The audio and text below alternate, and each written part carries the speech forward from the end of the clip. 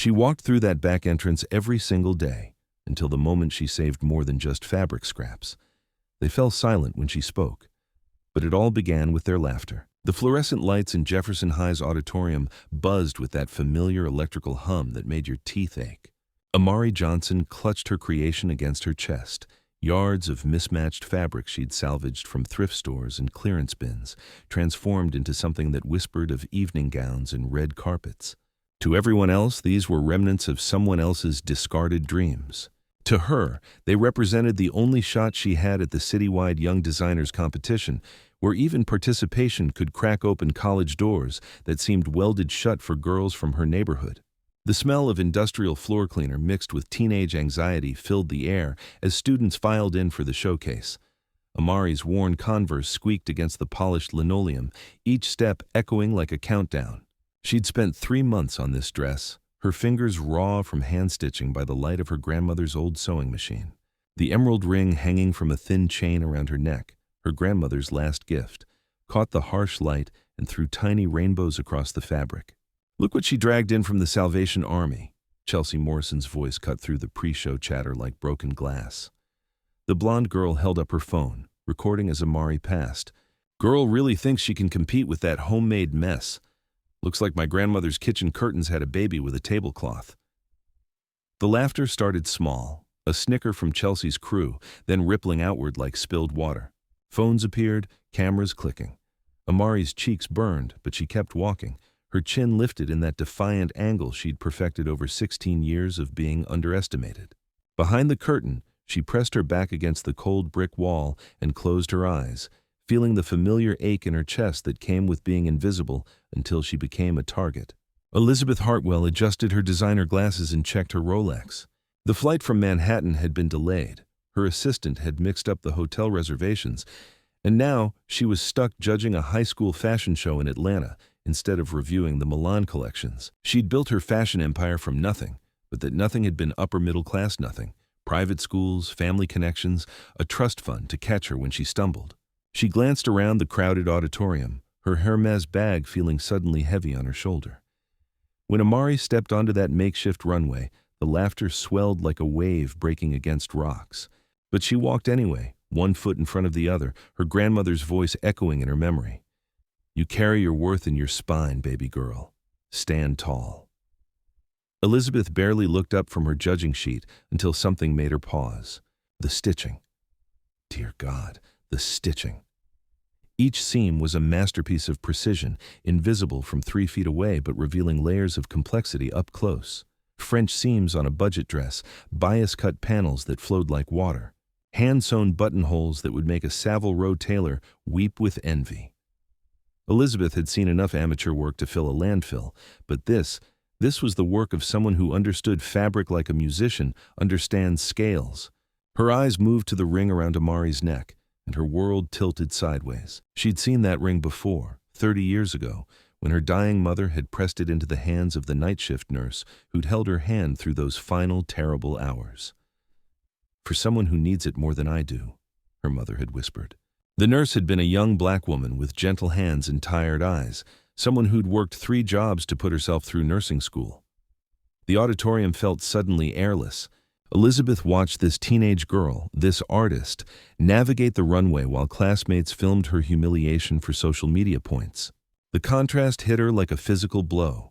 Here was raw talent wrapped in thrift store finds, while her own daughter sat in boarding school complaining about her weekly allowance. After the show, Elizabeth caught Amari by the exit doors. The girl was folding her dress carefully, treating it like spun gold despite the cheap polyester lining.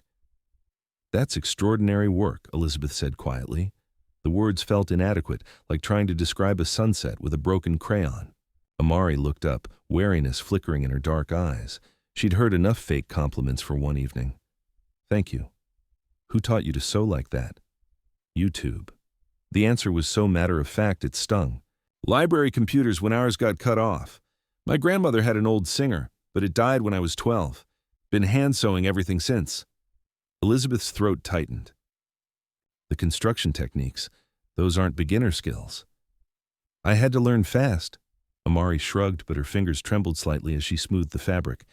"When you can't afford to mess up, you don't." Every scrap counts when you're shopping remnant bins. The conversation stretched between them, filled with the weight of everything unsaid. Elizabeth thought of her own design studio, the waste bins overflowing with cashmere and silk scraps that cost more than this girl's family probably spent on groceries in a month. "I want to offer you something," she said finally. "An internship. My fashion house in New York. $5,000 a month, plus covering your education costs and—" She paused, watching Amari's face cycle through disbelief, hope, and something that looked dangerously close to fear. "A contract for your own collection." The news spread through Jefferson High like wildfire in drought season. Suddenly, everyone remembered being Amari's friend. The same students who'd filmed her humiliation were now posting throwback photos with captions about always believing in her. Local news vans camped outside her apartment building. The guidance counselor who'd never returned her calls about college applications suddenly had time for a lengthy meeting about her bright future. But Amari had conditions. One condition, really. She wouldn't sign anything unless Elizabeth agreed to fund a program in Atlanta, free sewing classes for girls from low-income families, with supplies and equipment provided.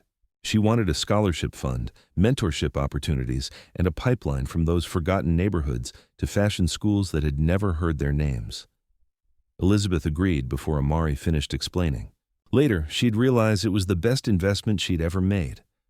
The first months in New York were brutal. Amari's co-workers were polite, the kind of polite that cut deeper than outright hostility. They complimented her urban aesthetic and asked if she was there through some diversity program. They forgot to include her in lunch plans and failed to copy her on emails about projects she was supposedly collaborating on. She responded the only way she knew how, with work. While they gossiped over $15 salads, she stayed late perfecting pattern drafts.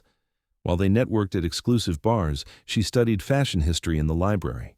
Every stitch was a rebuttal, every completed design a quiet fuck you to everyone who'd assumed she was there to fill a quota. The breakthrough came during a crisis. Their lead designer had a nervous breakdown 3 weeks before Fashion Week, leaving half the collection unfinished. Elizabeth was ready to call in favors from every freelancer in the city when Amari quietly asked if she could take a look. Working 18-hour days in the empty studio, she rebuilt the entire collection from scratch. But she didn't just fix it. She elevated it. Her techniques, born from necessity and perfected in isolation, brought a level of craftsmanship that made the other pieces look amateur. When buyers saw the finished collection, orders poured in faster than they could process them. Elizabeth found herself seeking Amari's opinion on everything from color palettes to business strategy. The girl had an instinct for what worked, honed by years of making magic from scraps. She never raised her voice in meetings, never demanded credit, but her influence began showing up in every corner of the company. The Atlanta program launched 6 months later, with Amari as its face. The first workshop was held in the community center where she'd learned to play chess as a kid, the walls still bearing motivational posters about dreaming big. 15 girls showed up that first day, some skeptical, others desperate for something to believe in. Amari taught them more than sewing techniques. She showed them how to see possibility in discarded things, how to transform limitations into strengths. When one student complained about working with cheap fabric, Amari pulled out her phone and showed her a photo of that first dress, the one that had changed everything. "They laughed at this," she said simply. "Now it's hanging in the Fashion Institute's permanent collection. The fabric doesn't make the artist makes the fabric sing." The program grew. Corporate sponsors appeared. Fashion schools began recruiting directly from their workshops. Girls who'd never seen a college brochure were getting full scholarships to design programs. The local news, which had ignored the community for years, couldn't stop talking about the transformation happening in their own backyard. Elizabeth watched it all with something approaching awe. This wasn't just about fashion anymore. It was about changing who got to dream, who got to be seen, who got to matter. Amari had taken her one opportunity and multiplied it into hundreds. The showcase event came a year later, held in the ballroom of Atlanta's most exclusive hotel. The same people who'd whispered about Amari's thrift store dress now fought for invitations. Elizabeth sat in the front row, watching Amari address a crowd that included fashion editors, college recruiters, and CEOs who'd never set foot in the neighborhoods these girls called home. "A year ago, my classmates filmed me walking in a homemade dress," Amari said, her voice steady and clear. They thought it was funny, this poor black girl trying to play dress-up with table scraps. But here's what they didn't understand. When you have nothing, you learn to make everything count. When you're invisible, you learn to speak through your hands. When they tell you you don't belong, you build your own stage. The applause started slowly, then built into something that felt like thunder. People stood, some crying, others shouting encouragement. In the back of the ballroom, Chelsea Morrison, who'd somehow finagled an invitation, watched with the kind of expression usually reserved for watching your own funeral. Later that evening, Elizabeth found herself in trouble. A plagiarism scandal from her early career had resurfaced, with detailed documentation of designs she'd copied from unknown immigrant seamstresses in the 1990s. The fashion press, which had once celebrated her as a self-made visionary, turned on her with the fury of a pack that smelled blood. But Amari stood by her. "She gave me a chance when no one else would look twice," she told the reporters camping outside their office. "Maybe she made mistakes 20 years ago. What matters is what she's doing now. Judge people by their recent choices, not their ancient ones." The scandal faded, smothered by the success of their collaborative work and the undeniable impact of the Atlanta program.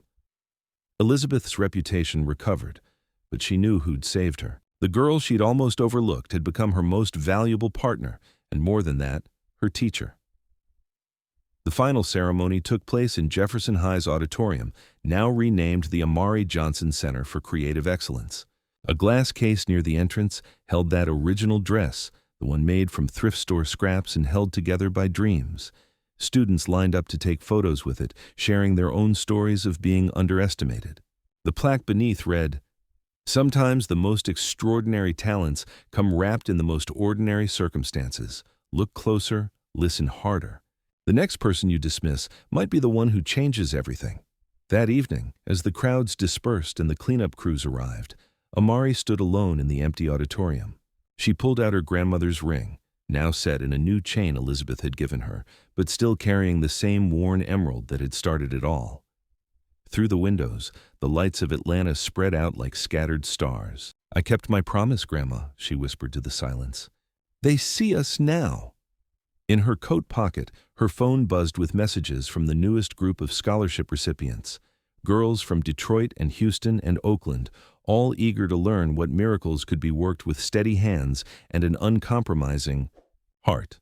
The invisible were becoming impossible to ignore, one stitch at a time. Because talent doesn't care about your zip code, your skin color, or the size of your bank account. It only asks for a chance to shine. And sometimes that chance comes dressed in thrift store clothes, carrying dreams too big for small minds to measure. Remember this story the next time you're tempted to look past someone who doesn't fit your expectations. The person you dismiss today might be the one who changes your world tomorrow.